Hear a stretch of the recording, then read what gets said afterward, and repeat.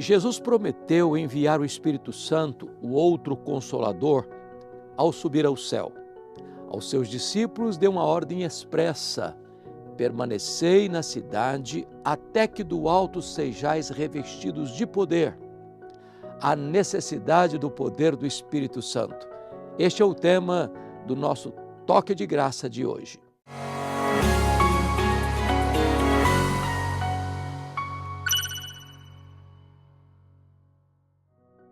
Ao ser perguntado sobre o batismo com o Espírito Santo e o tempo do fim, Jesus afirmou: recebereis poder ao descer sobre vós o Espírito Santo, e sereis minhas testemunhas, tanto em Jerusalém, como em toda a Judéia e Samaria e até os confins da terra. Por que a igreja precisa de poder? Em primeiro lugar, a igreja precisa de poder para tirar os olhos da especulação teológica para o campo da ação missionária. Os discípulos de Cristo estavam querendo saber sobre os tempos e as épocas que o Pai tinha reservado para a sua exclusiva autoridade. Jesus, porém, desloca a atenção deles para um chamado urgente, uma missão intransferível, uma agenda universal: ser testemunha até os confins da terra. A igreja precisa de poder para levantar os olhos e ver os campos que branquejam para a ceifa. Ela precisa de poder para ter a visão do farol alto. Ela precisa de poder para não ficar trancada dentro de quatro paredes, apenas alimentando sua sede de saber, sem jamais pôr a mão no arado. Em segundo lugar, a igreja precisa de poder para perdoar. A agenda missionária passaria inevitavelmente por Samaria. Havia abismos tenebrosos nos relacionamentos entre judeus e samaritanos. Eles se consideravam inimigos irreconciliáveis.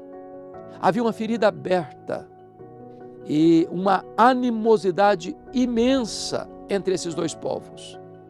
Mas quando a igreja recebe o poder do Espírito Santo, as mágoas são curadas, o perdão é oferecido e o Evangelho triunfa. Precisamos do poder do Espírito Santo para perdoarmos uns aos outros.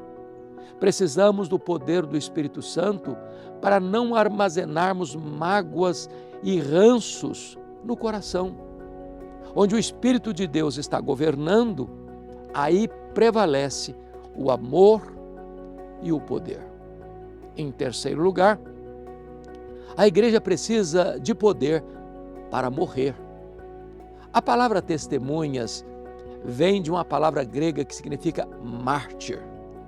Somos chamados a viver e morrer por Cristo.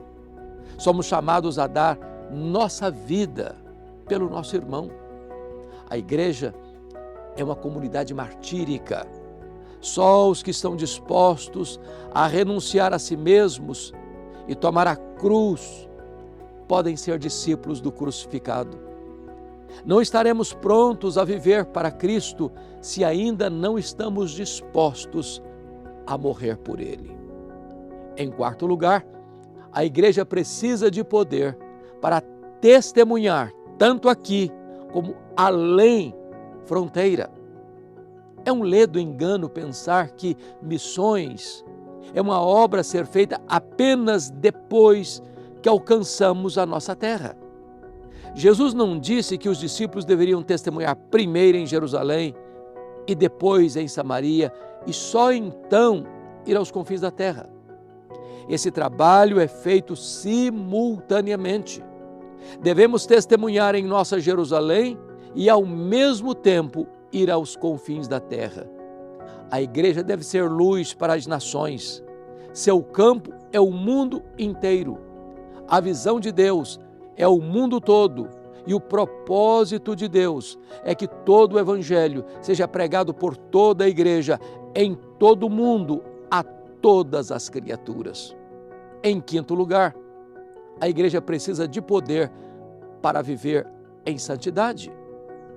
O poder de Deus tem a ver não apenas com o carisma, mas sobretudo com o caráter. Uma vida poderosa produz impacto não pelos dons, mas pelo fruto do Espírito. A igreja impactou o mundo porque pregou o Evangelho com vida santa. Eles falavam e viviam. Eles pregavam aos ouvidos e aos olhos. Eles não apenas eram megafones do céu, mas também outdoors de Deus. Eles permaneciam na doutrina dos apóstolos, nas orações e no partir do pão. Entre eles havia amor, comunhão e singeleza de coração.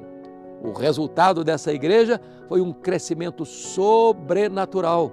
O próprio Deus acrescentava dia a dia os que iam sendo salvos.